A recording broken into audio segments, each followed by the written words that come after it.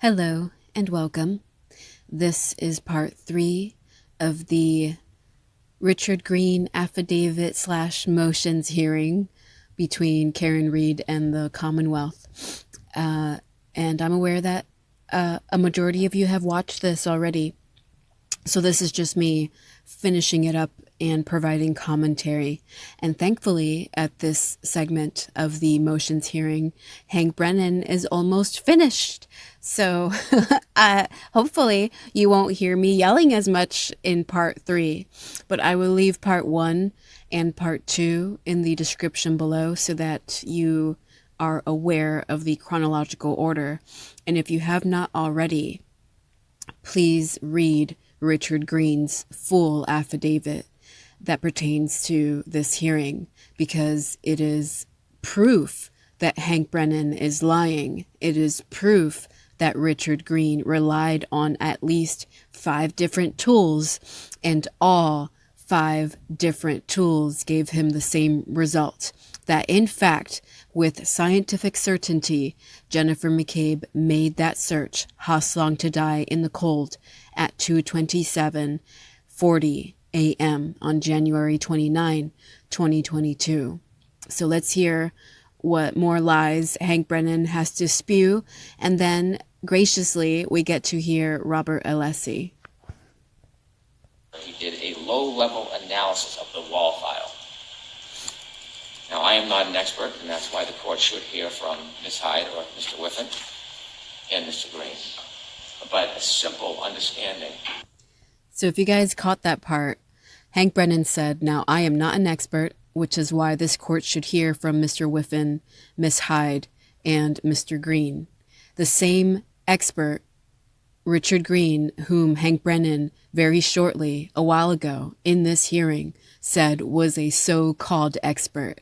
So you see, Hank Brennan is talking out of the both sides of his mouth. He's in one way saying Richard Green is not qualified enough, that Richard Green is, quote, a so-called expert, very disrespectfully. And yet, in this instance, Hank Brennan is saying, I am not an expert. So the court should listen to Whiffen, Hyde, and Mr. Green. Hank Brennan is a walking contradiction. He can only keep up his lies for so long before his contradictions spew out of his mouth.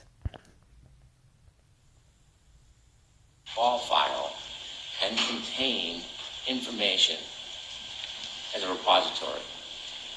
And the description or misunderstanding by Mr. Green of the wall file is clear in his affidavit. In fact, he implies that there were 3 searches in his affidavit, number 16.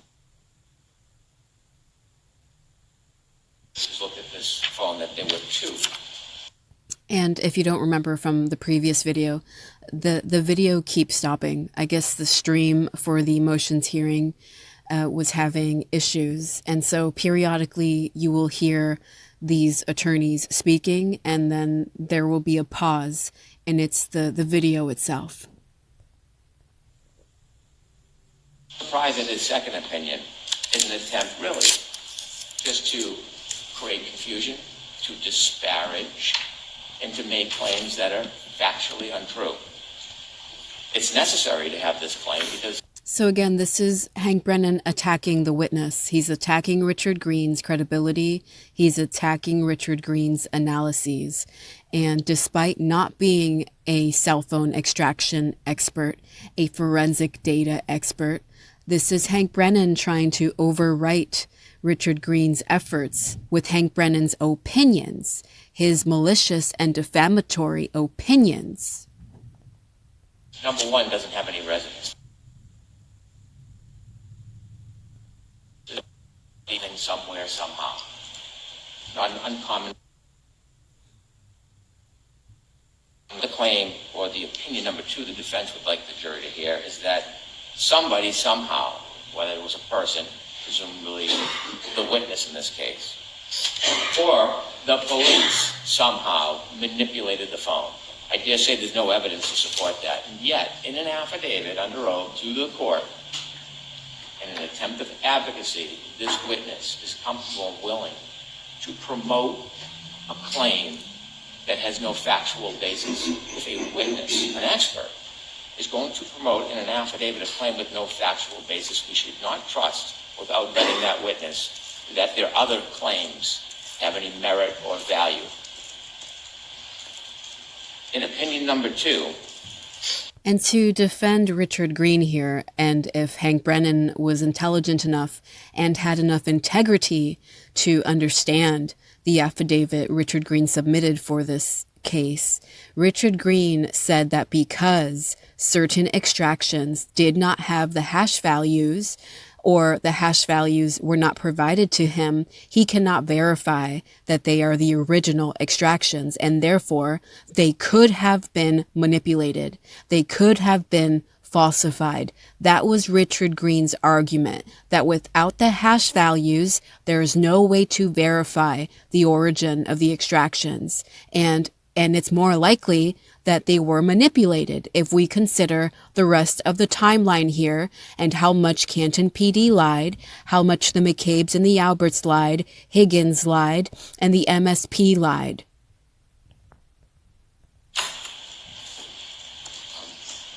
This expert, so-called expert, takes the liberty to say that He can't go more than a minute without calling him a so-called expert.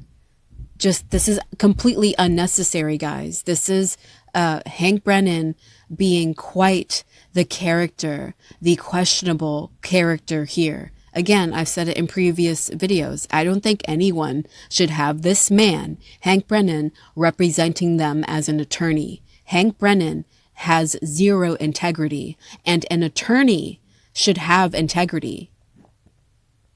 the McCabe cell phone could have been manipulated. Not that it was, not that I did a study, not that I have a fact. It could have been manipulated, then rehashed after manipulation with the PDF being modified. Wow. An extraordinary conspiracy in the world of forensic science to be able to accomplish all of those tasks. So if he has no basis in fact or methodology, no good faith basis to make this assertion, why is he? Why is he? Again, this is Hank Brennan's ignorance on display. Hank Brennan is arrogantly ignorant, and he thinks he can get away with lying about the facts of this case. It is because the claims he makes in opinion number one are so scientifically and forensically unsound. This is a tactic to confuse the issue. And think about the import of this baseless claim by Mr. Green. It is suggesting that a witness with no other evidence whatsoever was involved in a conspiracy to murder somebody. That's the implication that he wants the jury to be confused by. Otherwise, there'd be no other reason to make the suggestion. That is an extraordinarily harsh claim when you don't have it in fact. I also want to say, guys, before resuming, that Judge Beverly Cannoni, as of February 4th, 2025, has not made her decision. I've seen a few comments.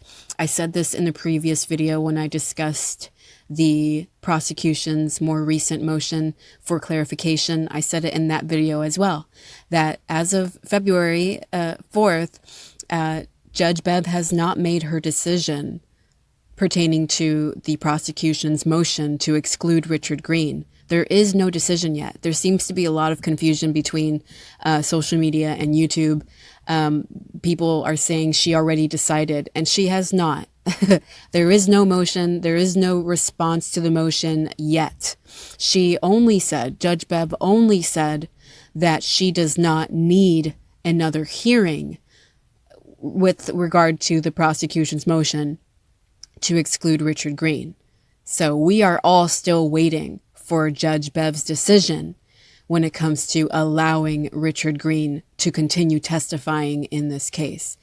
Now, I also want to say in response to what Hank Brennan just said, that he's accusing Richard Green of making crazy allegations about Jennifer McCabe being involved in the murder of an officer.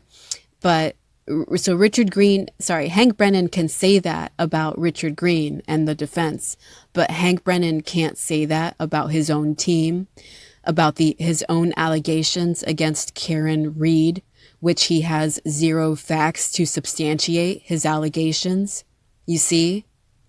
The hypocrisy, the contradiction, that it's crazy for Richard Green to make these allegations proving that Jennifer McCabe was involved in the murder of John O'Keefe, in the death of John O'Keefe. But Richard Green doesn't think it's outlandish to allege that Karen Reed was somehow involved when Karen Reed wasn't even there when John O'Keefe was allegedly struck, according to the timeline. Karen Reed was at John O'Keefe's house when Trooper Joe Paul said she was striking John O'Keefe with her SUV. Karen Reed was not even there when all this bullshit happened to John O'Keefe. Hank Brennan has zero evidence and zero facts to make those allegations against Karen Reed. So it's okay for the prosecution, for Hank Brennan, to make crazy allegations against Karen Reed with zero evidence and zero facts.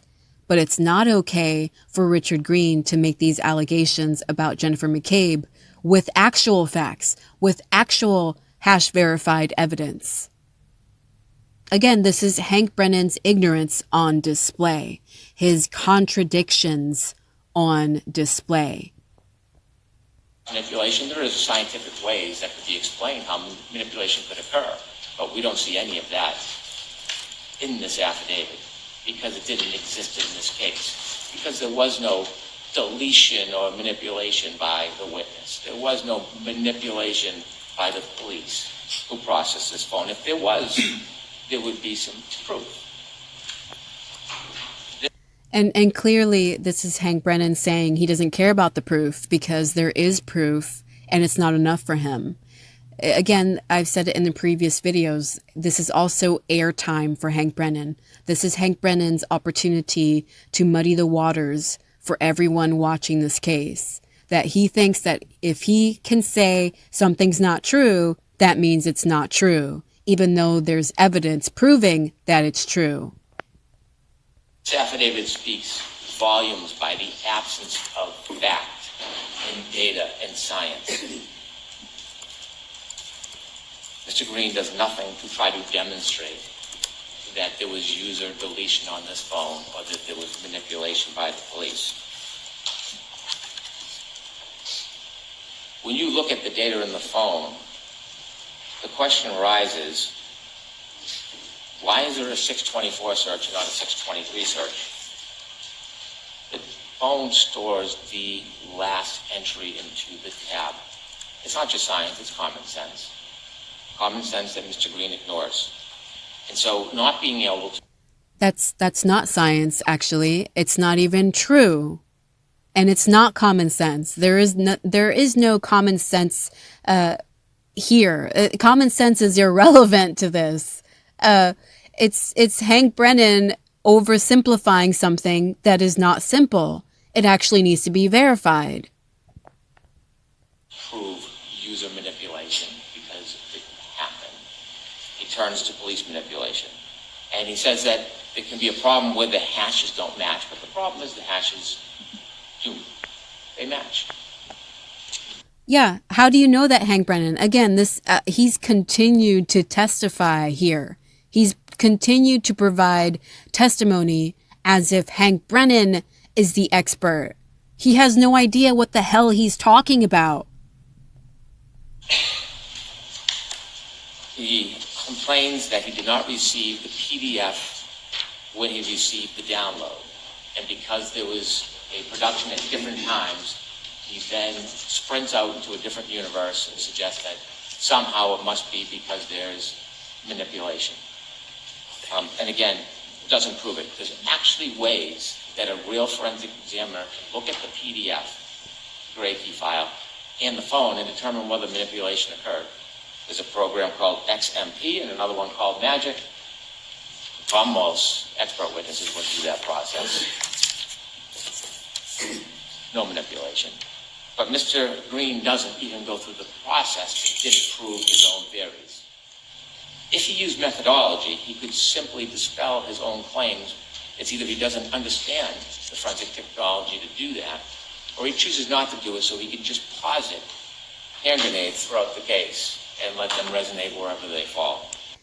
Notice, guys, notice the projection. Just hand grenade the case and let everything lie where it falls. That is Hank Brennan. There is so much projection here. I am almost convinced that Hank Brennan is a malignant narcissist at this point. He says whatever is the truth, Hank Brennan says it's a lie. And when Hank Brennan is accusing other people of having no integrity or not being real experts, Hank Brennan is actually talking about himself. He's just too ignorant to know it.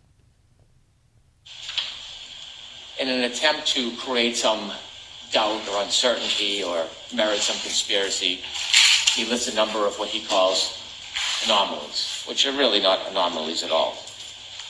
I could go through each one of them.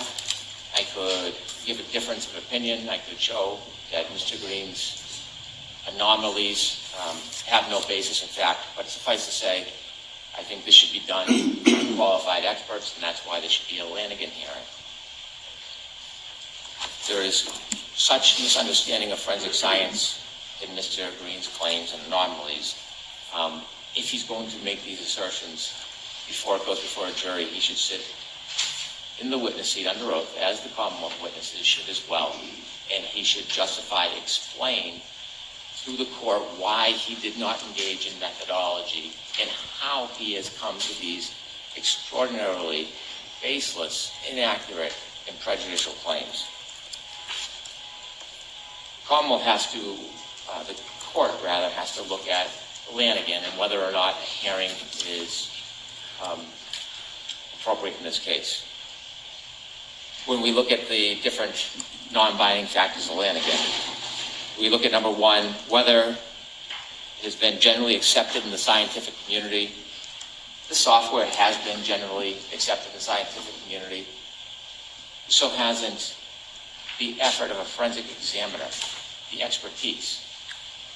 And the defense complains in their motion, the Commonwealth has not properly addressed the methodology of Mr. Green. Well, the reason why is Mr. Green does not provide any methodology. So this is the way to address the methodology. Yeah, I said it in a previous video. This Hank Brennan will forever be Hank Methodology Brennan, because he swears up and down that these experts, between Dr. Murray Russell, the ARCA experts, and Richard Green, that they all lack methodology when the exact opposite is true. Talking out of his ass. Number two, the opinions have been or can be subjected to testing. Well, we see Ms. Hyde and Mr. Whiffin's report directly contradict the assertions, the unsupported assertions of Mr. Green. There is no testing that his opinions have been subjected to. There is no peer review. There is no other alternative support for his opinions. They're just broad, baseless claims. Number three, has been subjected to peer review and publication. Certainly the science, the forensic science has, the software has, but the interpretation and Mr. Green's interpretations, it hasn't been subjected to anything. In fact, it changes. Has an unacceptably high known or potential rate of error. Well, if we see and read Ms. Hyde, and it's just a high level of error. It's gross error. It's total error. It's wrong. And is governed by recognized standards. Well, if you look at the history report that the defense filed as an attachment, it talks about a forensic examiner's obligations to verify, to test. Things that Mr. Green didn't do. Their own report that they offer in support undermines the idea that Mr. Green did anything to validate or support his opinion. And as we all lies. It was a thorough, excellent affidavit. And again, if you have not read it yet, please read it. I will leave the link to that affidavit in the description below, along with part 1 and 2. if you want to read it without my commentary. In the affidavit, Richard Green explains how he used 5 different tools, and all 5 different tools gave him the same exact result. Hank Brennan is lying. See from both Selbright, he does not follow the protocol. He does not follow Axiom or the guidance that they give him. He sidesteps both of them to give the opinion he wants to advocate for the defense. At every turn, positions of Mr. Green are not only unsupported, they're unverified. So what arises from this subterfuge is that Mr. Green is really just a vessel, or an attempted vessel, for the defense, third-party culprit defense. It is not lost on me, I'm not unmindful of the data on the phone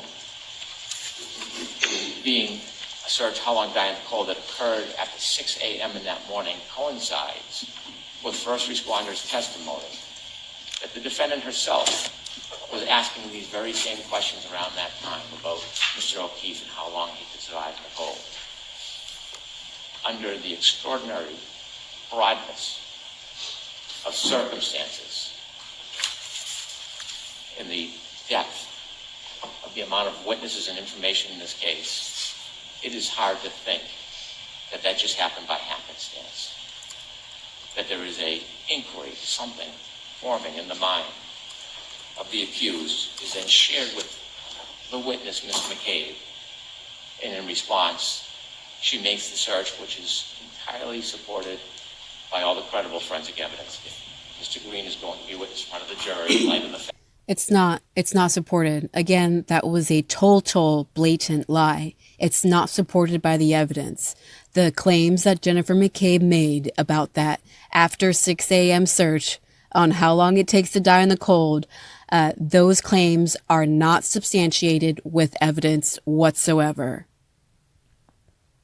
That he has no methodology and he's wrong on the science. In addition to the fact that he wants to now appear as advocate for the defense and accuse everybody and anybody without articulating who, just anybody other than the defense, he should have to stand behind those claims under oath. So I'm asking for a Lanigan hearing. We are not shying from our burden. We're more than happy to bring in a witness so the court contrasts the two. Thank you. All right. Thank you. Mr. Alessi? Again, this man, Hank Brennan, got up on that podium and lied to everyone in this courtroom. He lied to himself and he lied to the world. Okay, Hank Brennan has a whole lot of soul work to do. You know, like that's way too much bad karma for one person.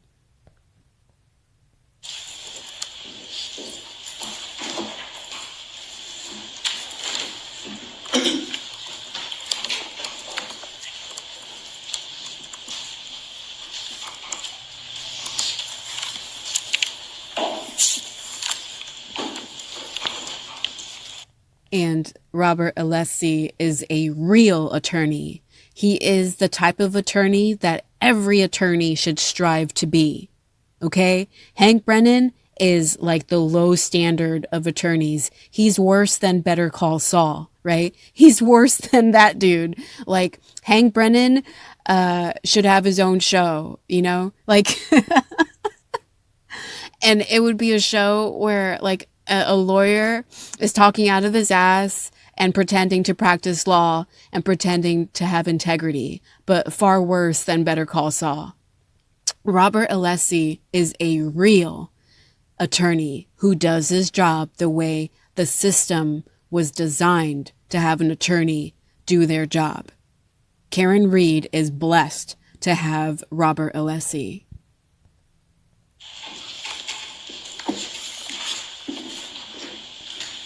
May it please the court, Mr. Green is eminently qualified to provide testimony in this case with regard to the subject matter that has been challenged by the prosecution in this case, and that is with regards to the search of House Long to die in the cold that occurred at 2:27:40 a.m. on January 29th, 2022. Mr. Green, and I want to cover the baseline for this hearing first. Mr. Green testified at the first trial. He testified without objections as to his qualifications. He testified without objections to his methodology. Your Honor sat, obviously, and presided over that trial. Your Honor did not issue, after his testimony, any limiting or curative instructions with regard to either his qualifications or methodology, nor did the prosecution, after his testimony, stand up and ask for any such limitations or qualifications. Boom. Excellent. Thank you, Mr. Alessi. The baseline for his qualifications and methodology was established, again, without objection. But they are being challenged now. I was just waiting, Your Honor. They are being challenged now, but the reason I state that is... I believe that was John O'Keefe's mother's phone going off. Very interesting that her phone would go off at the very moment Robert Alessi begins his arguments here. Like, was someone watching the live stream and proceeded to call Mrs. O'Keefe as Robert Alessi is starting his arguments? Why didn't they call Mrs. O'Keefe while Hank Brennan was lying to the world? Because what Mr. Green has provided in response to this motion is even more detail. And notice Judge Bev's response, but they are arguing it now. Like, hello, Judge Bev. Now, this stage in the game, now they're arguing it, Judge Bev. The expert you allowed on the stand during the first trial, the expert the prosecution did not object to during the first trial, and now you're like, it's ridiculous, Judge Bev. She should just be quiet. Happened in the first trial.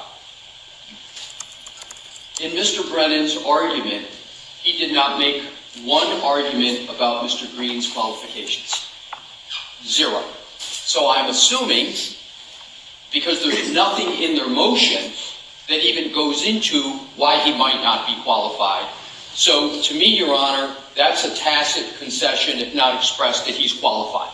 And of course, he has to be qualified in digital forensics because there are 5 other areas of digital forensics opinions and methodology that Mr. Green is testifying about that has not been challenged. So to me, it is rather odd right off the jump that there's no challenge to 5 other areas of... It definitely was John O'Keefe's mother, and I'm not about to badmouth John O'Keefe's parents. I have badmouthed John O'Keefe's brother, Paul O'Keefe, because Paul O'Keefe doesn't have his facts straight. Paul O'Keefe is biased. He's like under the spell of the McCabe's and the Alberts and Higgins and the MSP and the Canton PD. Paul O'Keefe believes the liars in this case.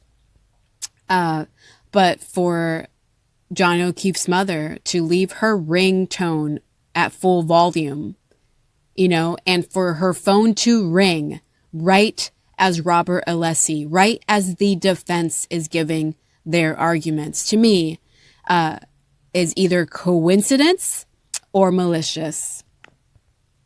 Data forensics, and there's just this challenge to one aspect of his whole testimony and opinions. I have provided Your Honor with 2 exhibits, demonstrative in support of my oral argument. Exhibit 1 is entitled Digital Forensics Methodology Regarding Subject Artifact, and Exhibit 2 is entitled Digital Forensic Product Tools Used by Witnesses. The Commonwealth has agreed to my use of those exhibits. They had some, I agreed to theirs. And I would like to, Your Honor, use those in a moment. The Commonwealth, in its oral argument, said 10 times just now that there's no methodology and that Mr. Green does not articulate a methodology. That is incredible to me because the opposition and Mr. Green's affidavit, in fact, are replete with the methodology. And here is the key, Your Honor. Thank you, Robert Alessi. That's exactly what I was saying. Thank you. While Mr. Brennan challenges the methodology, none of his witnesses, neither Mr. Whiffen nor Ms. Hyde, challenge the methodology. As a matter of fact, in their two reports, neither of them even describe Mr. Green's methodology, nor do they challenge it. And of course they can't, because it's the same exact methodology that they use. And that's what I would like to go to now. Exhibit 1 is entitled Digital Forensics Methodology Regarding Subject Artifact, J. McCabe iPhone Data. And I prepared this. This is just what's in our opposition. It's in Mr. Green's affidavit, but it summarizes what the methodology is that we're talking about here. What is that methodology? Step 1, you receive, and this is to answer the question about what is the proper interpretation of the artifact in question that everybody agrees is the artifact. Step 1, receive a full file system image of extracted data from the Commonwealth. For example, the defense received it on a USB thumb drive. That's undisputed. If you look at the reports of Ms. Hyde, you look at the reports of Mr. Whiffen, they all say they received a full file system image of extracted data. So step 1 in the methodology that everybody agrees to, everybody agrees that occurred. Number 2, verify hash signature value of image. This is excellent because this is Robert Alessi bringing it all home. He's pulling it all together and saying, despite Hank Brennan lying out of his ass, all the experts in this case relied upon the same exact extractions. Only that I'm saying that Richard Green was the only one to request the hash values. That's what sets Richard Green apart from Ian Whiffen and Miss Hyde. Richard Green was the only one who actually hash verified the extractions. Richard Green was the only one who did his job as a data forensic expert. File of data received. This is very important because hash values with regard to forensic data is extraordinarily important for it to be proper because it's the signature, the fingerprint, that allows data forensic examiners to be sure that the data that they're giving is sacrosanct. It is not possible for manipulation. The Commonwealth Succinct. Awesome. Just said that Mr. Green has hurled several accusations without a basis, one of which regards the potential for manipulation of data. And it's remarkable that there is even an issue about this dispute. Mr. Green did put in his affidavit an unprecedented situation, and it is this. Mr. Garino, Trooper Garino, in his April 2023 report, which is an exhibit to our opposition, states that when he got the phone of Ms. McCabe, he used Celebrite UFED, a tool of Celebrite, to image the phone. And that's all he sent to the defense in the beginning. Why is that unusual? Because what happens in every case, without exception, is that the law enforcement sends the raw image, original data that has the hash signature on it. And the hash signature is an algorithm that produces, they call it, in this case, SHA-256. What it is it's a stamp of reliability that says, as soon as we got this data, we immediately processed it the proper way and put a hash signature so that there can be no contest. What the Commonwealth fails to tell the court, Your Honor, is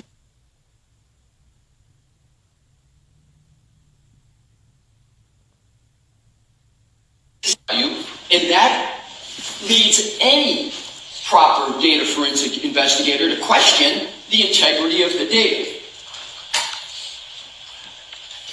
If you turn to, Your Honor, Mr. Whiffin's very long December 2024 report, which is Exhibit 1 to the Commonwealth's motion on page 3, and I'm going to read it verbatim. This value is talking.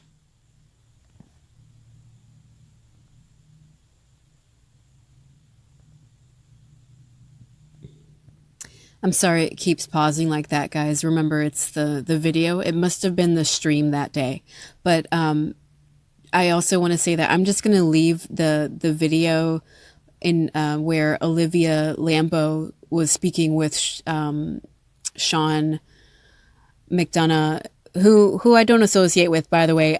I've criticized Sean since he lost his shit.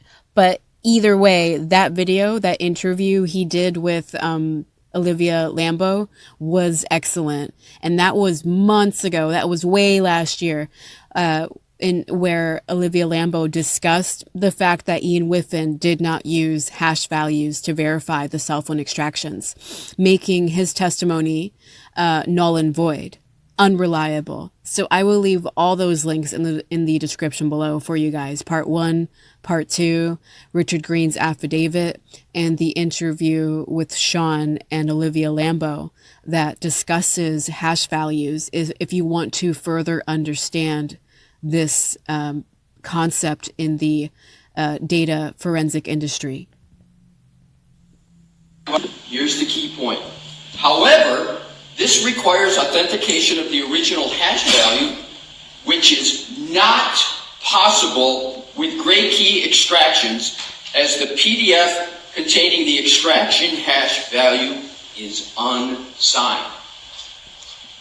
Therefore, this hash value could be used as a suggestion of authentication. That's all a fancy camouflage way of saying, Mr. Whiffin saying, I can't validate this hash value because of the way Trooper Garino processed it. Do it, Mr. Garino, Trooper Garino, the right way when he got it. And why is this of concern?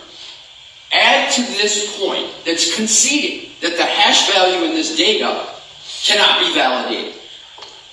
How did the defense get this? When Mr. Garino used the Celebrate UFED reader, all he turned over in the beginning was the UFED reader report. He didn't turn over the data, the full. So Mr. Green had to ask for the data. Then what happens, misstep number 2, Trooper Garino only provides a PDF of the hash value. He used gray key, which was a mistake, because gray key, you can't get the original hash value. Mr. Green had to go back a second time and say, no, we don't want just a PDF. We want the full extraction. Finally, after the second time, the defense got the full extraction. And that's when we discovered. You guys see that? Like the timeline there that Robert Alessi just described. It was Guarino. It was the Massachusetts State Police attempt to give the defense shortcut evidence rather than giving them the entire file so that Richard Green could verify it. Richard Green had to ask for the real raw file twice. That the validation was improper. It's not Mr. Green that is coming up out of thin air with these issues. This is the job of a data forensic person, and the first principle is to see whether the data is valid. So not only does Mr. Green... Brilliant. Yes. Yes, this is a job of a data forensic expert to hash verify the extractions he is testifying about. Ian Whiffen did not do that, guys. And I've criticized him, and I will continue to, as a leader in the industry, owning ArtX and having lead positions for Celebrite. Ian Whiffen has zero integrity. Justify in his affidavit why there's a big concern over this. Mr. Whiffen concedes it on page 3 of his report.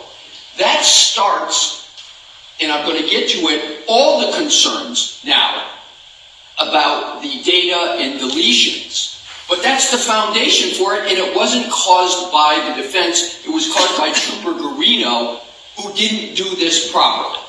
Do you guys see Robert Alessi's body language, his movements, his earnestness, his like seriousness, he is like his veins are popping out of his neck. Like, he is so serious about this. He is so impassioned about this. Unlike the facade that Hank Brennan was showing all of us, the fake show, the circus that Hank Brennan was displaying for the world. Robert Alessi is genuine. And with regard to the methodology, I want to go back to Exhibit 1.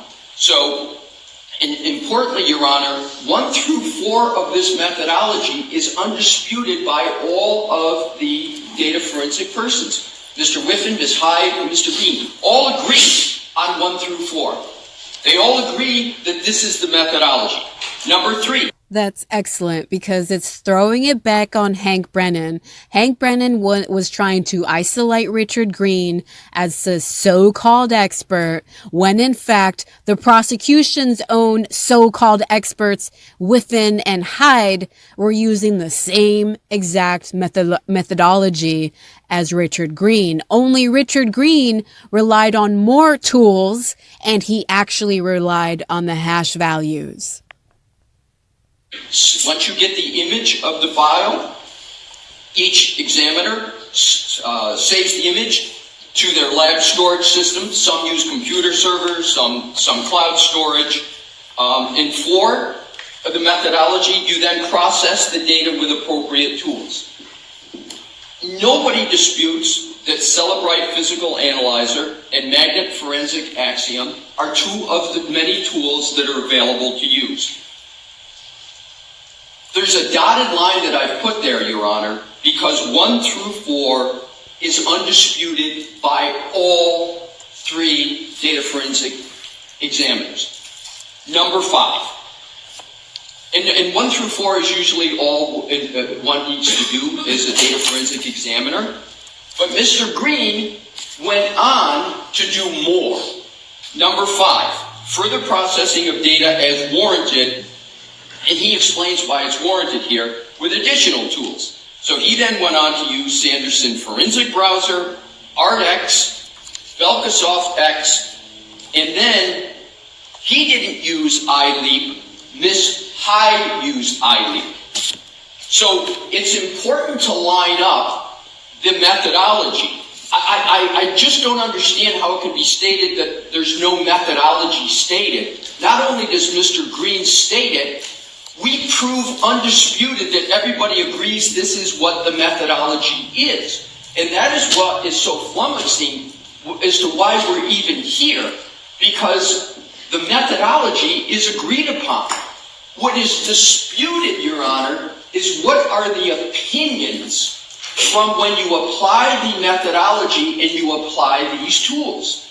So, interestingly, it is Mr. Whiffen. And I love that I love that Robert Alessi said that. I don't understand how Hank Brennan can say there's no methodology when there were clearly methodologies discussed in Richard Green's affidavit.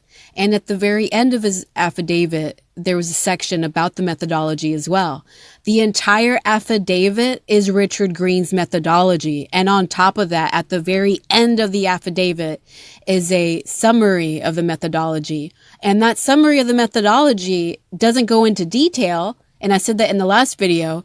The summary at the very end of the affidavit is generalized. It's generalizing the methodology. It's not specific. But the entire affidavit is Richard Green's methodology. He goes into the 5 different tools he used to give him the same result. Again, Robert Alessi, he's on it, and Hank Brennan is a liar. And who provided the most lengthy report in this motion, Mr. Whiffen only used 2 forensic tools. He only used Cellebrite Physical Analyzer and his own software, Ardex. That's excellent. And I said it in my last video in part 2. I said, like, I only remember the prosecution's expert witnesses referring to Cellebrite. I don't remember them using Axiom or any other of the tools, whereas Richard Green used Axiom, Cellebrite, ArtX, and 2 others. And again, Richard Green used the most recent versions of all those tools, and he used the same exact version of Axiom that Nicholas Guarino would have been using in February of 2022. Richard Green could not have been more thorough. That's why it is such an insult and such an abuse on Hank Brennan's part to attempt to discredit Richard Green, the only data forensic expert in the Karen Reed case who actually did his job. What I'd like to, Your Honor, is ask if I could, please, if you could turn to Exhibit 2, which is entitled Digital Forensics Products Tools Used by Witnesses. And I just want to make sure Your Honor has that. Okay. So I prepared this demonstrative exhibit to show the tools that all parties used. And the purpose of this is to show how closely Mr. Green and Ms. Hyde match up with the tools used, and how insufficient Mr. Whiffen and Mr. Guarino are. So, if you look at the left-hand column on Mr. Green, and I color-coded it to try to make it easier, you see 7 tools used by Mr. Green. You see 6 tools used by Ms. Hyde in May of 2023. Many of her tools exact same as Mr. Green. You see Mr. Whiffen, who used really 2 tools, but to be conservative, I listed them as 3 because they're just different versions of Cellebrite Physical Analyzer. And then Mr. Guarino, Trooper Guarino, used 2 tools. But here's what's really important and I think remarkable that springs from this chart.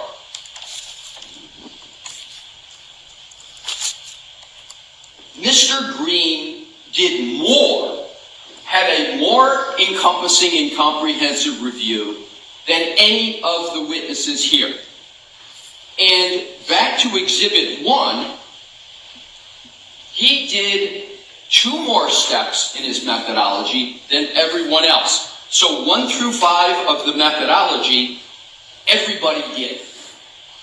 6 is analyze overall user activity, artifacts of interest, timelines of interest, and anomalies such as deleted data.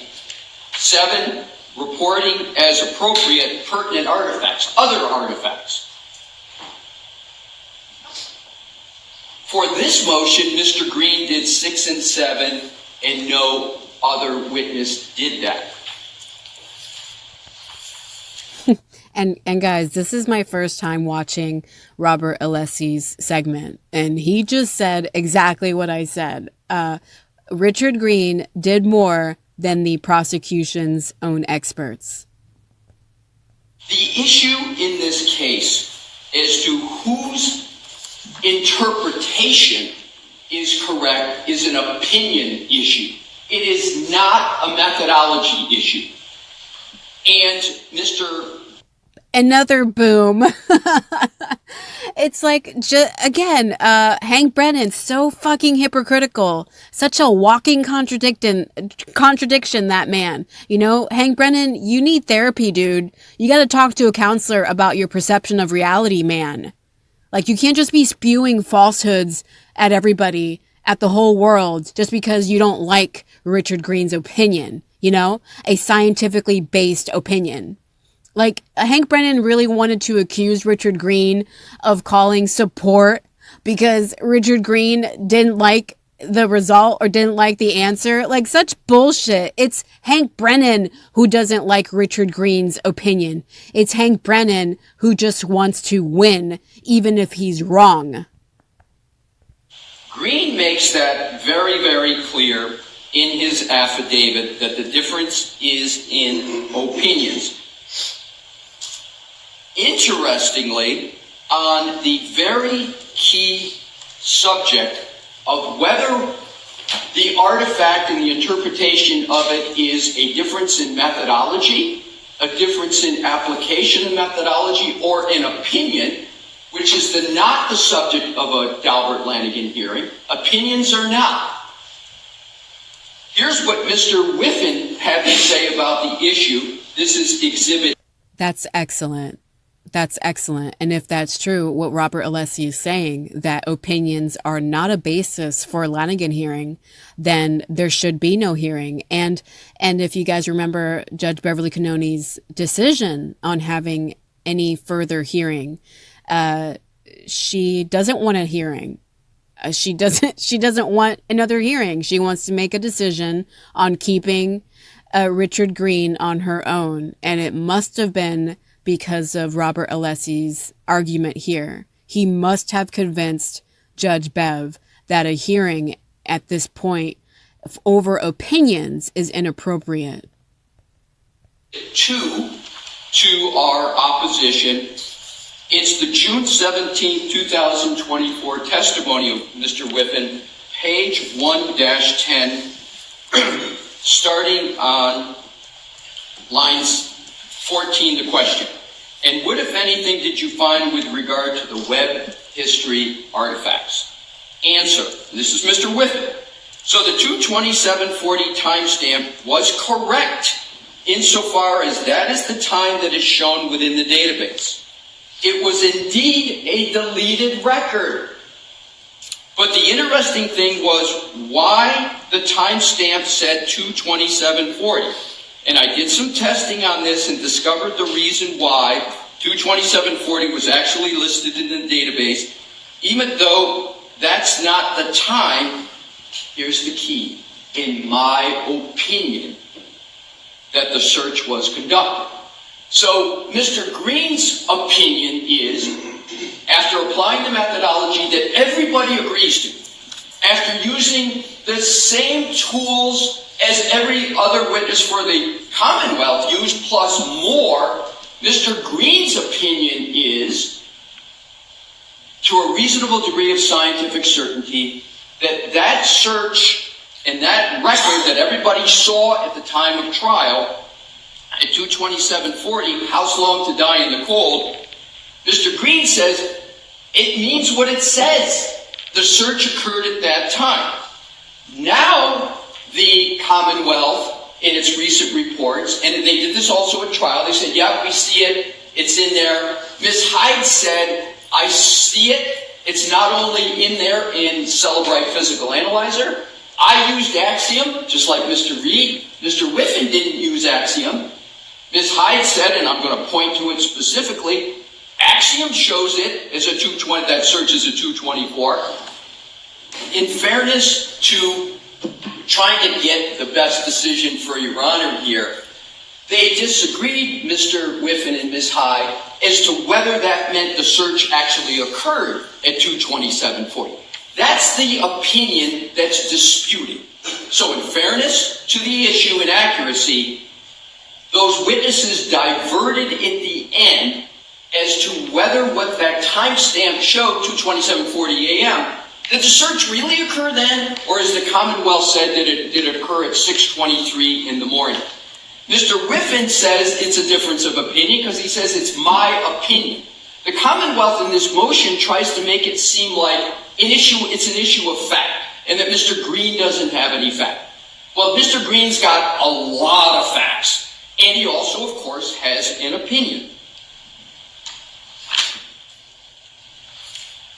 So what we have from these two demonstrative exhibits, Your Honor, is a statement of the methodology in Exhibit 1 that every witness agrees to. Not only is it Mr. Green put a methodology, but we prove up in the opposition that there's no dispute. What's interesting, Your Honor, and I think quite remarkable, is that neither Mr. Whiffen in his 40-plus page report of December 24, nor Ms. Hyde in her December 24 4-page report, neither one of them say Mr. Green's doesn't have a methodology. They don't say we dispute his methodology. It's the Commonwealth's attorneys that are making that dispute. Yes, it is Hank Brennan pretending he's more of an expert than Richard Green. Thank you. And that is not appropriate. It's got to be your expert. And I think there's a reason why the experts of the Commonwealth are not talking about methodologies or saying there's a dispute, because it's objectively verifiable that there's not a dispute over the methodology. What is also important is what has happened since the trial. And what I want to do is give a baseline of the trial, because I think it underscores the two issues that Your Honor have in front of you: qualifications and methodology. And the qualifications, all I'm going to say about that is Mr. Green has 25 years of experience in computer forensics, and he has 18 years in digital forensics. And the 18 is only because digital forensics became a thing 18 years old. There can be no dispute, and I think that's why the Commonwealth didn't really say anything about it. That's a really good point, that Richard Green has been a forensic computer expert since forensics in computers started. Like, you can't have more experience than that. Is because if you lay down Mr. Green's experience next to Mr. Whiffen, Mr. Green testified 23 times as a qualified digital forensic expert in 7 different states. Mr. Whiffen, he's testified in 2 states, one of which was here, and owned. Robert Alessi is owning all of this. This is great. Hank Brennan, you totally lose this one, Hank Brennan. Even if Judge Bev agrees to exclude Richard Green, Hank Brennan still lost with these arguments. Robert Alessi is king. He does not have anywhere near the years of experience. Here's another very important point: certifications. Mr. Green lists 3 certifications. He lists an enormous amount of constant updating. And I just want to state a point about digital forensic experts. They're not like medical doctors where you see people with PhDs, etc. These are folks that keep updated because the computers change so much. So that's why you see such a great listing of Mr. Green in terms of his training in certificates, etc. However, if you compare Mr. Whiffen's qualifications to Mr. Green, and I'm again going to use Mr. Whiffen's own words with regard to his qualifications on his June 7th, this is again Exhibit 2 to our opposition, his June 17th trial testimony, page 1-6. Question, and this is a question from Mr. Lau. Now, with regard to your education in this area, what, if any, certifications do you have? Answer: no specific certifications. I've done the Celebrite coursework since joining Celebrite, but other than the 3-week course in Ottawa, and then again the 2-week course in Ottawa, those are police training things when you're a policeman.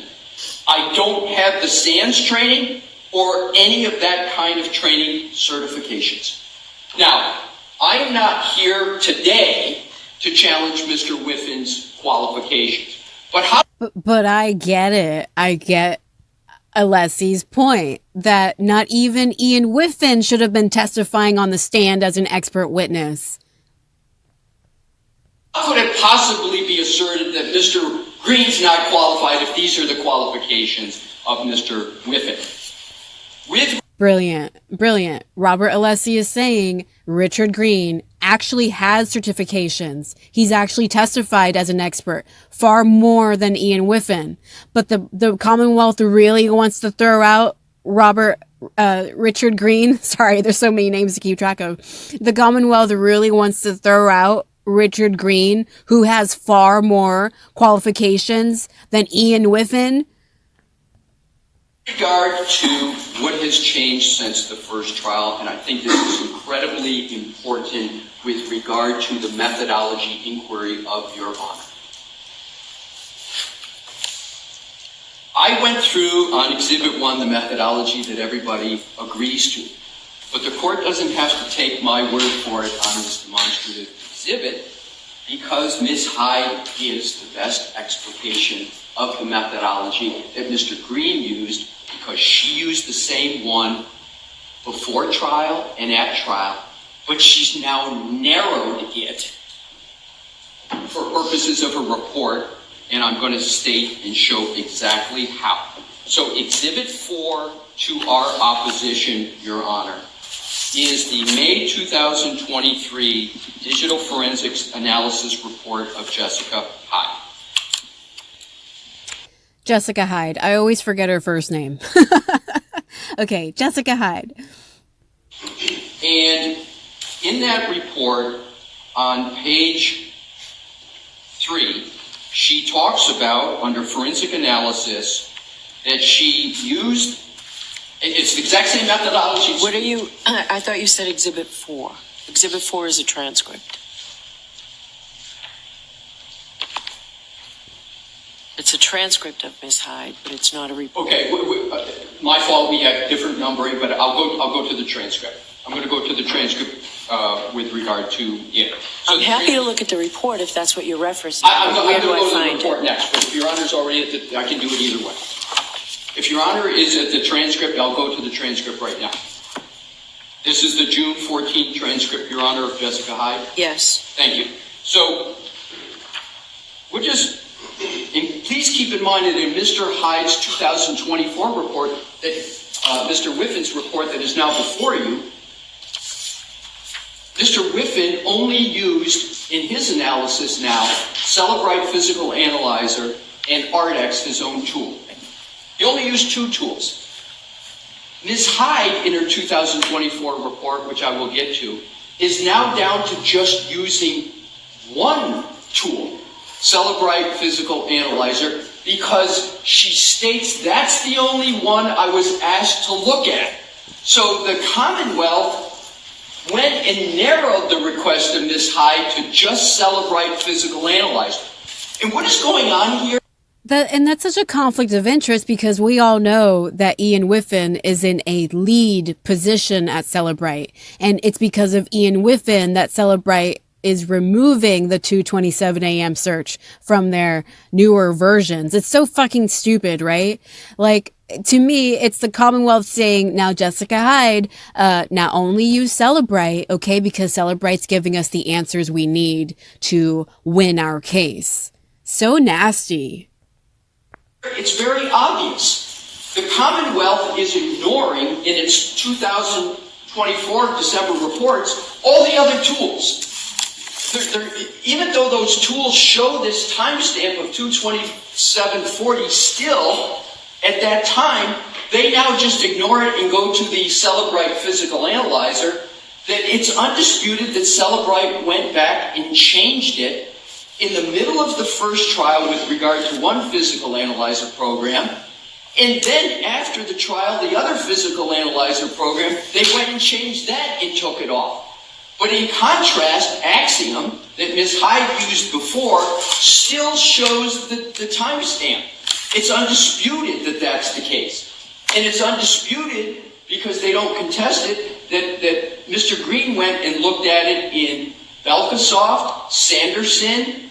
He did a manual, he did a low-level analysis, and in every one of those tools, the timestamp still occurs. So now back to the transcript. Your Honor, I am looking at, the question of, and this is, again, a significant point, is it better to use more tools? It's common sense. That's what Mr. Green says. That's what Ms. Hyde did the first time, but now all of a sudden she's down to just one tool that unilaterally removed the timestamp. So here is the page of the transcript of what Ms. Hyde had to say. Page 1-13, Your Honor. Okay. Robert Alessi is killing it. He is so awesome. Line 4. Question, again, of Mr. Lally. Now, with reference to the tools that you use that you just went through, are those fairly common tools? Are those tools that are commonly used within your industry? Answer, yes. And what are those tools that she talks about above? Starts on page 1-2. Celebrite Physical Analyzer. Magnet Axiom. Artex. iLeap, and I later used Sanderson Forensic SQLite. Those are 4 of the tools that Mr. Green used, and he used more. So her answer is, now with reference to the tools, are those tools that are commonly used within your industry? Answer, yes. They are commonly used digital forensic tools that are very standard for other forensic examiners to use on mobile exploitation. It gets better for the defense. Next question, line 15. So different forensic tools, question, and why were you using the different tools? So different forensic tools have different capabilities and look at data a little bit differently. Skip down. Commercial forensic tools that they can only support so many applications, so they each work and support different bits of data. Here's the key point, line 22. This is Ms. Hyde's words, under oath. So it's important to use multiple tools so you can see the results from different different data sets, and be able to compare those results and enhance those with manual analysis. Next page. Question. Amazing argument that he's sort of throwing Jessica Hyde's words back at her face, because more recently she is only relying on Celebrite. So what happened to all that argument, which by the way is the same argument Richard Green makes in his affidavit, that industry standard is to utilize several tools to make sure that the results are consistent, to make sure that one tool isn't erroneous, and Jessica Hyde initially had the same approach. Use multiple tools. That's how you get the best results. That's how you can verify the results. And yet her more recent declaration is that she is solely relying on Celebrite conveniently. With respect to, and this will be the last question and answer, and with respect to using those sort of different variety of tools, Celebrite to Axiom to Artex, etc., is that something you typically do as far as your normal process of documenting a forensic analysis? Answer. Yeah, that is very, very typical for me to process with multiple tools to ensure that I'm getting the most complete interpretations from forensic tools. Of course, you go beyond that with your analysis, but it's absolutely pertinent. And down below, he asked, can you explain the interplay of these tools in analysis? And her answer is strikingly the same as Mr. Green in his affidavit and in our opposition. Her answer, the Sanderson's tool, which Mr. Green and Ms. Hyde used, but Mr. Whiffen didn't, is meant to look at specific type of data structures called the SQLite database. SQLite databases are very nuanced, and this particular tool allows you to take that database and explore it at a deeper level than the other forensic tools allow. Mr. Whiffen didn't use the Sanderson tool. So here we have Ms. Hyde, and in her report of 5/23/2024, her first report, and I'm going to get to her report here, she basically goes through and documents this methodology, and she documents the use of those tools. And she also documents that she saw the House Long to Die timestamp 22740 in every single tool that she used. Where she diverted from Mr. Green was her opinion as to whether that timestamp meant the search occurred at that time or did it occur sometime later. That's an opinion issue again, and Mr. Whiffen agrees in its opinion issue in that regard. So now let's come to where we are for this motion and what was submitted by the Commonwealth. And I want to first go to the report of Ms. Hyde now.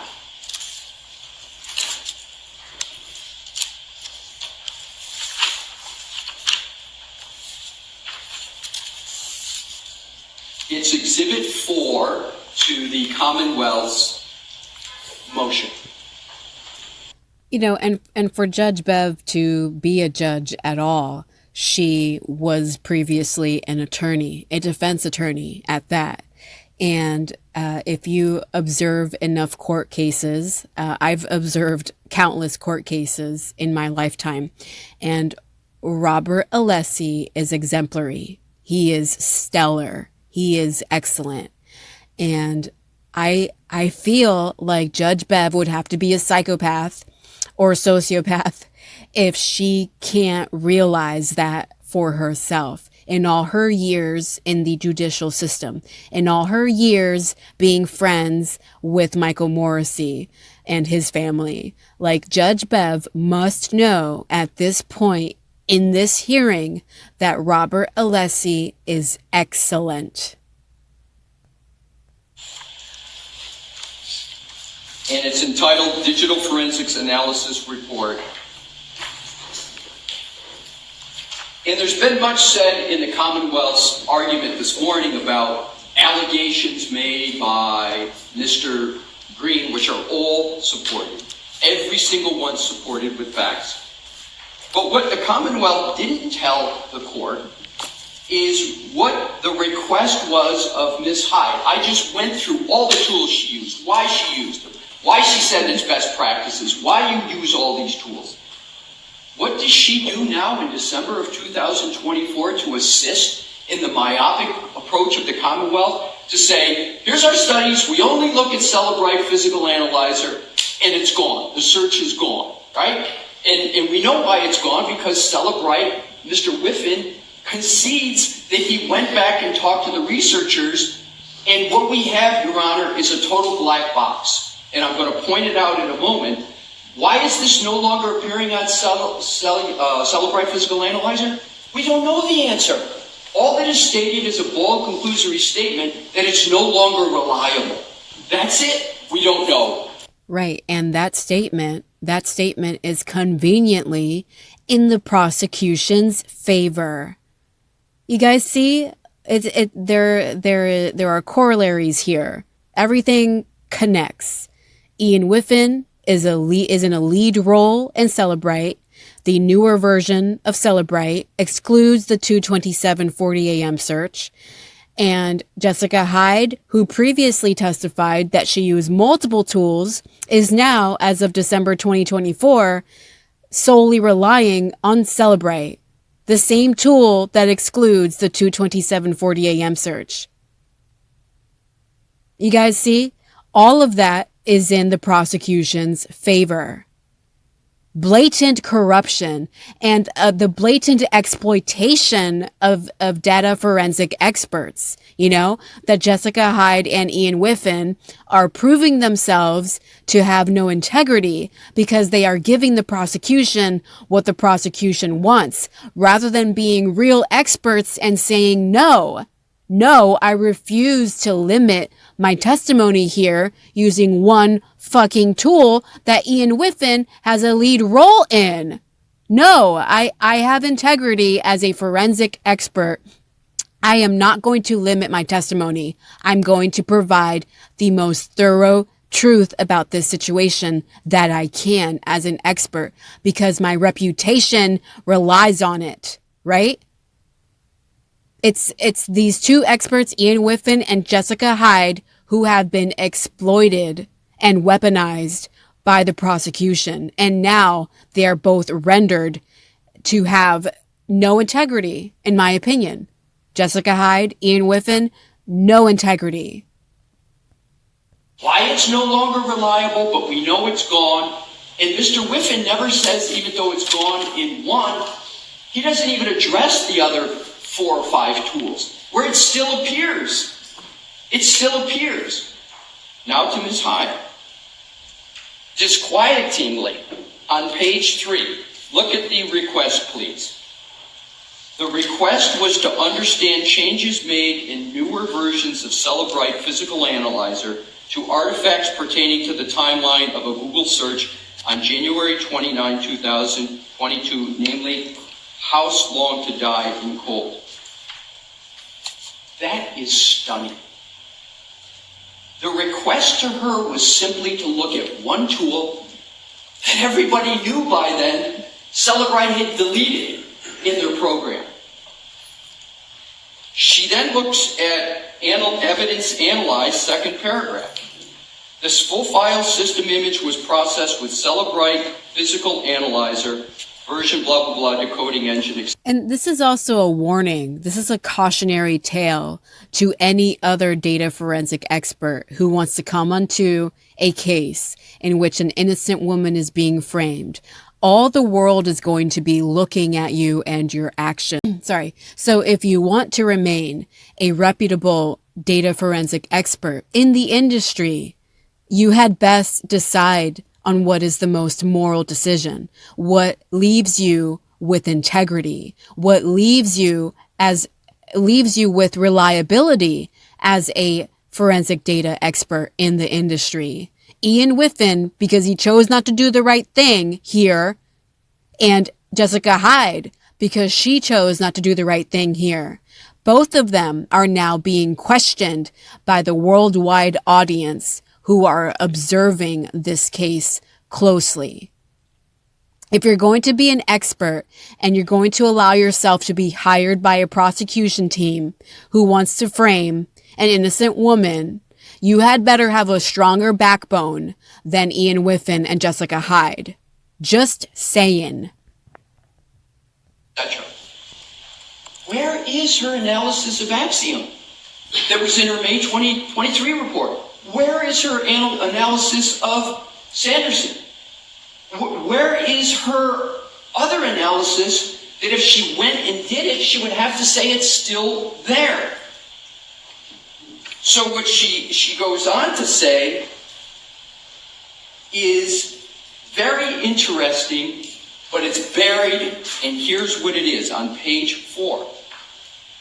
After she goes through and states what everybody knows is Celebrate just went back and for some reason deleted it, she says under the chart, while manual analysis of the database still shows a 2:27:40 a.m. ET timestamp, the determination in prior analyses and from Celebrite is that this timestamp does not demonstrate that the URL was visited at the time of the last visit timestamp.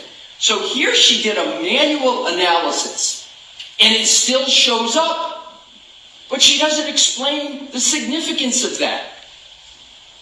If we want to talk about reliability, Your Honor, the real question should be the reliability of the prosecution's witnesses in Celebrite Physical Analyzer. So are you telling me that we should Brilliant. Yes. Yes, that the defense has the only reliable data forensic expert. Yes. Absolutely, Robert Alessi. Let's hear what bullshit Judge Bebb has to say. Have a hearing? Your Honor, there's no need to have a hearing, and here's why. There's no need for a hearing because there's no disagreement on the Daubert issues. The dispute over what is the interpretation of this data, what are the people's opinions, is never one for Daubert. If that were the case, there'd be a Daubert hearing on every expert because experts... Yeah, and in Hank Brennan's world, there would be a Daubert hearing for every expert that says anything Hank Brennan disagrees with. Absolutely. Almost by definition on each side, disagree on the opinions. We don't need a hearing, Your Honor, because they agreed on the methodology. They agree that more tools are better. They agree that the difference is at the very end of the analysis, which is the opinion. So in terms of the issues with regard to Mr. Green's report, which is my final point to get to, there's been so many mischaracterizations by the Commonwealth this morning of what Mr. Green did and what he said. So what does he do? He says, and Your Honor, digital forensic analysts are the equivalent of a medical examiner. Their job is to apply the methodology that is agreed to. Their job is to use the tools, everybody agrees on it, and then they're to give opinions on what those mean. And everybody here has the same data, right? Everyone's got the same data that they're using, so there's no dispute over that. The Commonwealth said that there's no factual basis for what Mr. Green did. There's a factual basis for everything, and it's undisputed. So everyone has the same data, and this I call the MB postulate. And the MB postulate is, why are people using different tools, etc.? Is because nobody has the source code for the Apple phones. So you use these tools to try to help interpret what these source codes mean. And it's an accepted methodology to do it. But the data, once it's produced, and we have an issue about what happened before it got produced, but in terms of the methodology that was applied here in the tools, there is no disagreement. So what, Your Honor, would an evidentiary hearing do? We're just going to come in and have witnesses talk about their difference of opinion? That's not what a Daubert is for. There's no basis for an evidentiary hearing because there's no dispute over the methodology. I've done a lot of Daubert hearings. I've never even gotten past a motion, let alone an evidentiary hearing, where the experts don't disagree on the methodology. So what is it that caused Mr. Green to raise questions? And again, I said, data forensic examiners are just like the medical examiners. They don't look at just the body of the medical examiner. They look at circumstances surrounding it and all information. Well, that's what digital forensic examiners do, and that's what Mr. Green did. So there was great criticism of Mr. Green from doing what is proper for a digital forensic person, and it's a bit of a camouflage, respectfully, because the December 2024... Such a graceful man. Robert Alessi, such a gracious man. It's sort of like a camouflage, respectfully. Like, I would have outright said, they are fucking lying, man. They're fucking lying. They're masquerading. All this it's a lie. It's a facade. It's a farce. It's a show. Don't believe them. But here's Robert Alessi. They're trying to camouflage it, respectfully. Reports of the Commonwealth now myopically go down to just one tool. So what did Mr. Green say that caused him to say, I think it strongly suggests that there's been manipulation here? He used the fact that there's no hash value for the data. That's conceded. And when there's a issue over hash value, every single digital forensic expert is going to raise concerns about the validity of the data, and Mr. Whiffen is one of them who did that. Secondly, what Mr. Green pointed out on the issue of was this search deleted, there were 4,056 searches on the phone of Miss McCabe. 4,056. There was one deletion out of 4,056, and guess which one it was? House long to die in the cold. There are no odds that that can happen randomly, that one search out of 4,056 is deleted. So what does Mr. Green say? He says that strongly suggests one of two things. Either there was user interaction deletion, or there was post-imaging manipulation of the data. Yes, and if you guys remember me reading Richard Green's affidavit, and again, if you didn't see that or watch it, I will leave the link in the description below. I said that Richard Green said that either Jennifer McCabe deleted the 2:27 a.m. search herself, or the MSP deleted it. It could only have been one or the other, and both are bad. He doesn't excuse individuals. He says user interaction or post-imaging. That is the job of a digital forensic person, to point that out and say that raises concern. The fact that there's only one deletion of a search out of 4,056, I think it's malpractice if a digital forensic examiner doesn't point that out.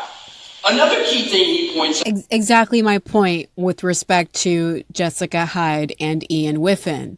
Malpractice. They don't have integrity to me. I will never consider them experts ever in any other trial, because both of them had the choice to say, no, I'm not going to testify as an expert if I can't hash verify the data I'm testifying about. But notice they both went along with it anyway. Jessica Hyde, as recently as December 2024, continues to go along with it and is okay just using Celebrite because the prosecution told her to. That is an anomaly. The Commonwealth said there was a tab number for Hakamak Sports, and that they said it was the same tab number for how long to search or how long to die in the cold. But Mr. Green points out that's incorrect. They had two different tab numbers. So that... Yes, and that's available in Richard Green's affidavit, anomaly number 2. Richard Green's affidavit under anomaly number 2, Richard Green demonstrates, he explains that those searches occurred in separate tabs 4 seconds apart. Theory of the prosecution can't be right. So Mr. Green wasn't hurling accusations. He was doing what data forensic examiners do, is pointing out all these anomalies. These aren't things you normally see, and they're not explainable. Here's the last point I'll make, which there's also agreement. There's this deletion of this one search. Mr. Whiffen can't explain why. He says, well, maybe it was a spontaneous deletion. There's no such thing in data forensics as spontaneous, and he doesn't cite any.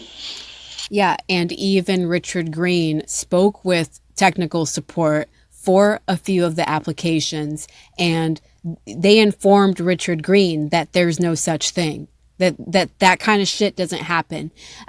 The searches don't spontaneously self-delete. Maybe it's because the search didn't load. Maybe it's because there was bad connectivity at where this search occurred. Well, that's interesting because a harder thing to load, the image that came up with food, did load. So you got to have stronger connectivity to get an image that dense. It's so true. It's so true. Oh, man. Oh man, Robert Alessi is hitting all the points. It's so true, guys. Like, according to Ian Whiffen, maybe it happened because there wasn't enough of a strong reception or connectivity, but the fucking image loaded. Come on, dude. So what Mr. Green simply points out is that doesn't make any sense either. That is the essence of Mr. Green's affidavit. And Your Honor, just to be clear, when we sent in the second affidavit of Mr. Green, we put in the cover, and Your Honor may not have gotten this, that it was to replace the first affidavit because there were some typos, etc., etc. So you'll see two dates of the affidavits, and it's the later date, and I'm going to give you the specific one that controls. No, I have both. Okay, right, yeah. The second one on the body of it does not say it's a supplemental or anything. If it was in the cover letter, that's what, they're both docketed, so they'll both remain I was docketed. just going to say, we wanted to have them both there for whatever purpose Your Honor wanted, but there's been some question about why two, and it's a simple explanation, one supersedes the other. So It's excellent that he answered that question, because I was wondering why there were two affidavits, and online I could only locate the one more recent affidavit. So I'm glad he explained that. Your Honor, in terms of, and this will be the concluding part of my remarks, in terms of the allegation that Mr. Green relies upon technical support at Axiom, and he relies upon technical support of Axiom, and the statement that is just remarkable, that that's the basis for his expertise. Mr. Green makes very clear that he did his own analysis, he used the tools himself, but here's why he called Celebrite. At the time of trial, Celebrite had two versions of physical analyzer on the market at the same time. One physical analyzer set showed the 22740 timestamp. It showed it, and it showed it in a deleted state. But the recent one, the one that Celebrite updated 1 week before trial, didn't have it. So that was the Insights, spelled oddly, INSYEES. That didn't have it. So Mr. Green did what any good digital forensic person would do. He called up support and said, what's going on here? You got one that shows it, you got one that doesn't. But he did what the NIST standards, the National Institute of Standards, and that's attached to Mr. Green's affidavit, says that good digital examiners use multiple tools, and when they have questions or they see anomalies, you call up the program people. You talk to their technical support. That's not Brilliant. Yes. You see, guys, you see how Hank Brennan tried to say that because Richard Green didn't like the results, he called up technical support to get a different answer. Like, again, Hank Brennan is so full of shit. He has no idea what he's talking about. When in fact it's industry standard to use all the tools you can, and to further verify, you can communicate with technical support, because technical support is going to have a lot more knowledge about that tool. And Hank Brennan really wants to talk about common sense, people. Hank Brennan really wants to utter the words common sense. Oh, it's aggravating. Someone inexperienced and relying upon them.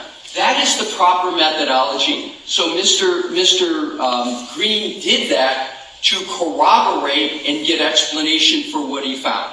So in sum, Your Honor, here is what is before the court and what is pertinent for this motion. What is pertinent is the inquiry under Hope, which Your Honor cited in your decision on Dr. Russell, it comes down to, is Mr. Green qualified? There's not even a contest. Second, is his methodology.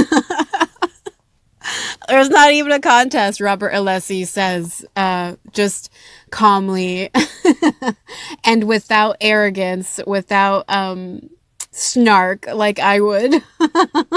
There's not even a contest, just matter of fact. And I said this before about Robert Alessi. He's a very matter of fact, objective attorney. And again, Karen Reed is blessed to have him, such an objective, integral part of the defense team. Yeah, just no contest. Yeah, because why? Because Richard Green has testified as a data forensic expert in far more trials than Ian Whiffen. And Richard Green has far more certifications than Ian Whiffen. And Richard Green used far more tools to determine that Jennifer McCabe made that search at 2:27 a.m. than Ian Whiffen did. No contest.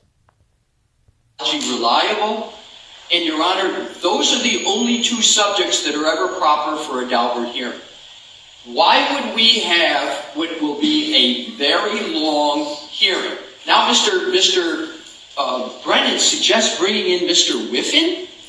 I've never heard of that happening in a Daubert hearing, where one party challenges the witness of the other, and then says, and oh, by the way, I want to bring in my witness to show. That never happens in Daubert. It's the person who... I wouldn't say never. Well, let me take that back. Good point. I won't say never. It is so unusual to have that happen. Yeah, Judge Bev, maybe don't say never, but it's unusual. It's rare, right? It's like yet again Hank Brennan trying to create a trial out of a Daubert hearing.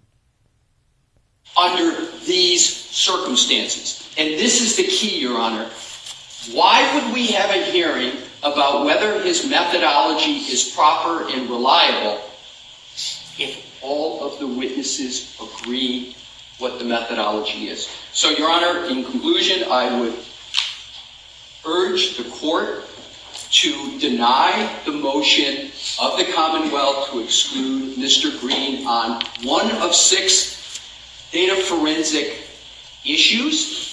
He's going to be testifying, obviously, at this trial. And I would urge Your Honor to not have the evidentiary hearing, because Your Honor has before you everything Your Honor needs to perform the gatekeeping function. And again, it's almost all undisputed with exception of one thing, and that's the opinions of the expert, which is never proper. I will respectfully state that never is appropriate for a Daubert hearing. Thank you, Your Honor. Okay. Any follow-up, Mr. Brennan? I do. And notice that Judge Bev did not correct Robert Alessi this time, that opinions are never a standard for a Daubert hearing. He's correct. Judge Bev did not correct him. So now we're gonna hear more bullshit, guys. Prepare yourselves.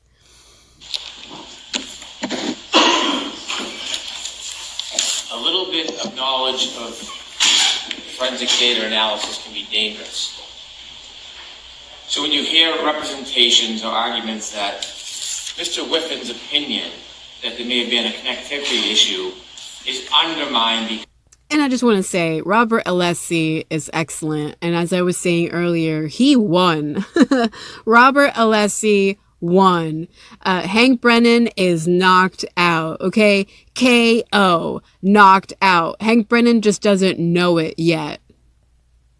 As there was a picture of food which is suggested through a application search, misunderstands the basic premise that that's a cache picture. And that is meant for the user of a phone, for the user experience. And so there is cached items that are available without connection that register and come up quicker from a different source while it's waiting for a search to be conducted. It's simple. It can be explained. It's science. It's data. So when you take a little bit of data and you twist it because you misunderstand it or you want to advocate, that is the danger, and that's why it's best left to experts.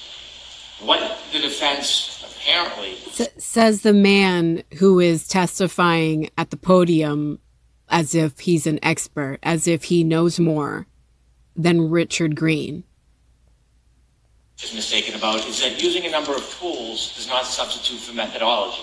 You can use one tool, you can use 30 tools. They're all going to say on the timestamp that how long to die in the code occurred at 2:27 on that browser. That is the time that was open. That window was opened at 2:27. But you can't just look at 8 different tools that are all going to say the timestamp is the same. You have to look into the data and into the databases, knowledge C, the history, and you have to determine what artifacts exist to show that occurred at that time. And when you do that in this process, it is clear that 2:27 search happened after 6 a.m. in the morning. And so that's what Mr. Green doesn't do. He doesn't engage in methodology at all. There's an agreed methodology. He doesn't use it. The defense points to Ms. Hyde's report. Just shut up, you know? Like, Hank Brennan, just shut up. You lost, dude.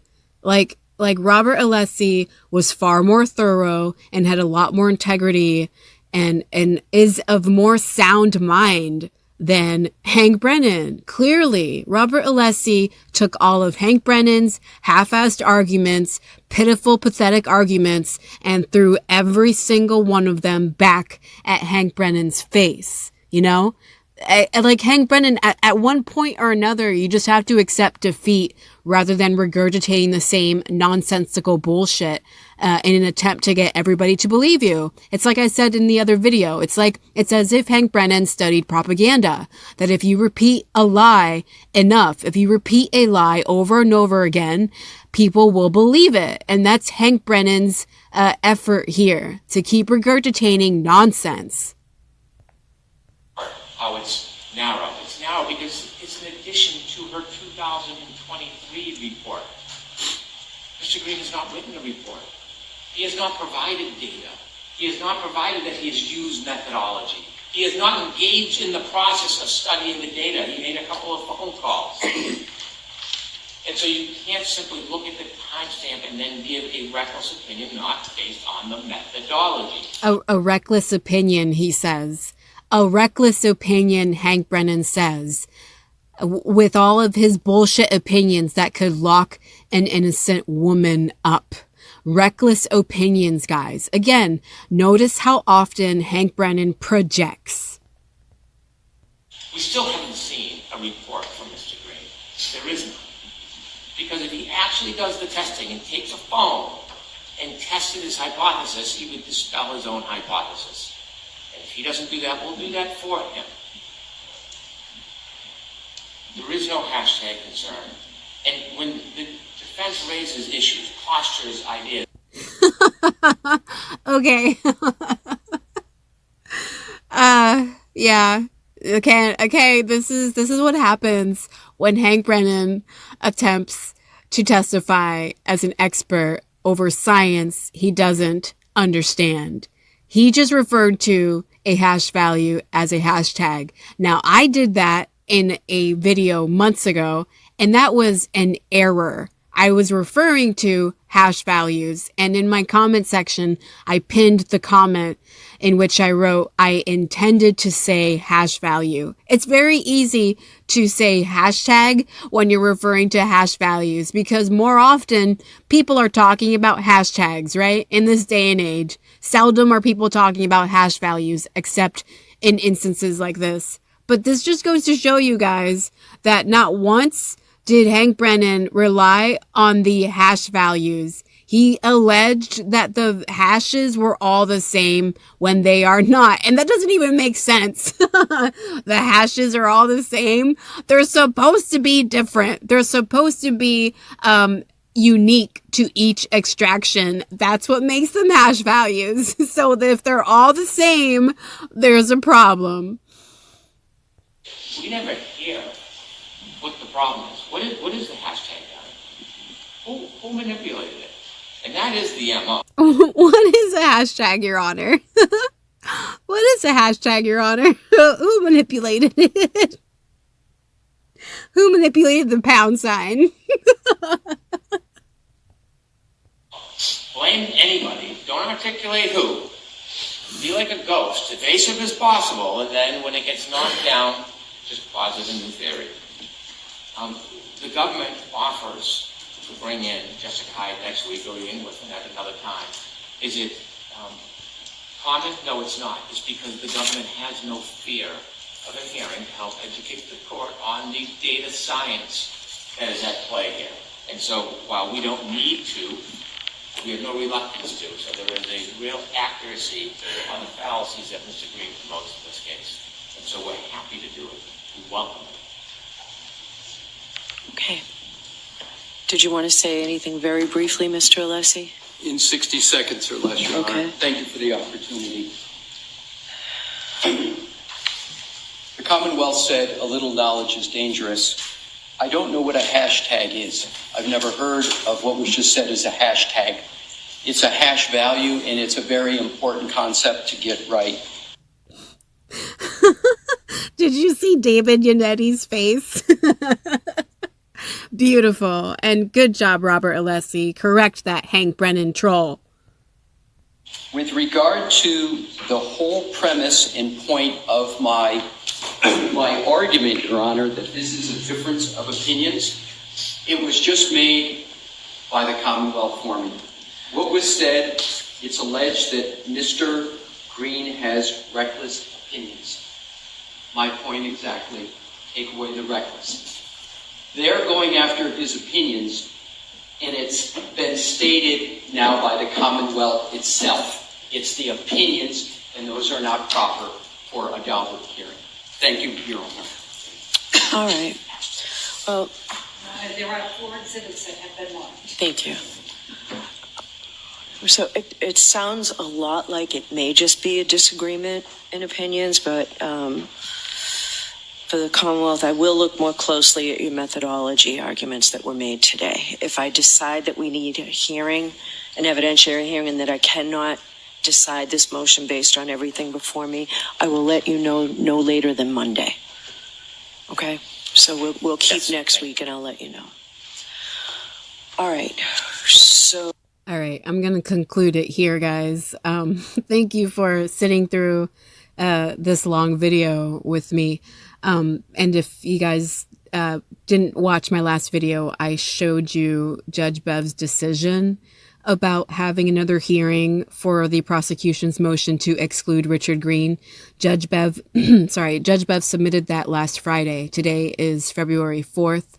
2025. So last Friday, just a few days ago, Judge Bev wrote on the prosecution's motion that she does not need another hearing to make her decision about excluding or not excluding Richard Green. So her decision to the motion is still pending. She has not determined whether Richard Green can stay on for the retrial yet, again, as of February 4th, 2025. But she has decided that she does not need any other hearing for this matter. So when Hank Brennan said that the prosecution isn't afraid and they'll bring on Jessica Hyde to make her arguments in the Daubert hearing, that's not going to happen. Judge Bev is not going to allow another hearing for this decision.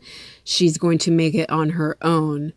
And again, guys, if she will allow Dr. Marie Russell to testify at the retrial when there is no industry standard for dog bite and claw marks, she most certainly should allow Richard Green to testify at the retrial when there are actual industry standards for data forensics, and hash values are one of those standards.